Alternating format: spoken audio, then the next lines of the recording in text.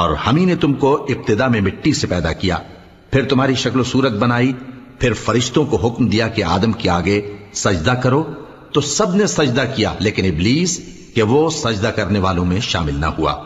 اللہ نے فرمایا جب میں نے تجھ کو بھی حکم دیا تھا تو کس چیز نے تجھے سجدہ کرنے سے باز رکھا؟ اس نے کہا کہ میں اس سے افضل ہوں، مجھے تو نے آگ سے پیدا کیا ہے اور اسے مٹی سے بنایا ہے۔ فرمایا تو بہشت سے اتر جا، تجھے شایع نہیں کہ یہاں تکبر کرے، پس نکل جا کہ تو ذلیل لوگوں میں سے ہے۔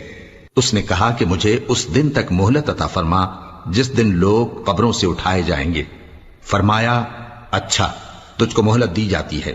بولا کہ مجھے تو نے گمراہ کیا ہی ہے، میں بھی تیرے سیدھے رستے پر ان کو گمراہ کرنے کے لیے بیٹھوں گا، پھر ان کے آگے سے اور پیچھے سے اور دائیں سے اور بائیں سے غرض ہر طرف سے آؤں گا، اور تو ان میں اکثر کو شکر گزار نہیں پائے گا۔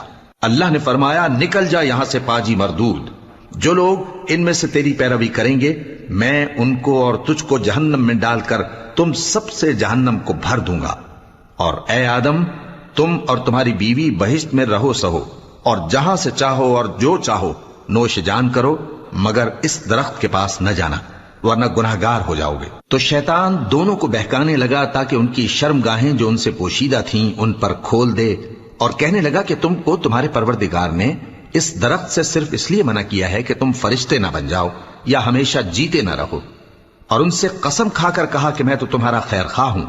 غرض مردود نے دھوکہ دے کر ان کو معصیت کی طرف کھینچ ہی لیا۔ سو جب انہوں نے اس درخت کے پھل کو کھا لیا تو ان کی شرمگاہیں کھل گئیں، اور وہ بہشت کے درختوں کے پتے توڑ توڑ کر اپنے اوپر چپکانے اور سطر چھپانے لگے۔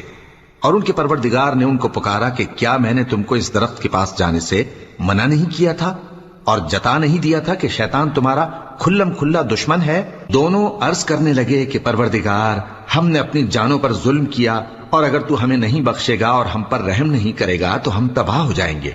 فرمایا تم سب بہشت سے اتر جاؤ، اب سے تم ایک دوسرے کے دشمن ہو، اور تمہارے لیے ایک وقت خاص تک زمین میں ٹھکانا اور زندگی کا سامان کر دیا گیا ہے۔